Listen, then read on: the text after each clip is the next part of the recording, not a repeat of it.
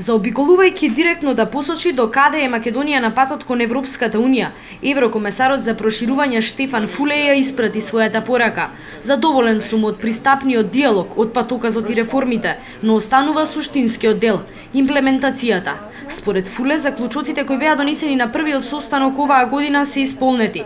Владата работи на изборната реформа, прегледување на Охридскиот рамковен договор и зајакнување на независното судство и јавната администрација.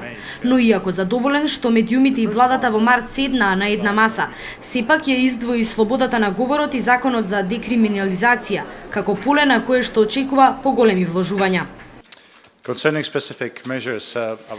однос на конкретните мерки би сакал да ги истакнам тековните разговори во однос на слободата на изразување, а особено во однос на декриминализацијата на клеветата, и овие напори треба да продолжат. Иако сосема јасен во својата порака, владата токму на денешната средба делумно го презентираше она за кое Брисел критикува. Слободен простор за поставување прашања им беше оставен само на македонската радио и телевизија и на два странски медиуми кои имаат свое седиште во Скопје. Протоколот не знаеше да објасни на кој начин се бираат медиумите кои ќе ги постават прашањата. Нејасен остана и портпаролот на владата Мартин Мартиновски, кога договорил кои новинари ќе имаат право на прашање.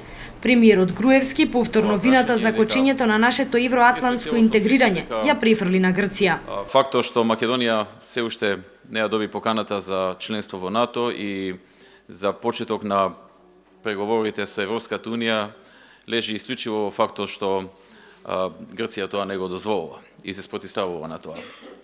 Од тој аспект, ние и во минатото правевме сериозни обиди да изнајдеме решение по ова прашање во разговори со Грција и можам да кажам дека за жал во изминатите една година речиси имаме замрзнати разговори со нив.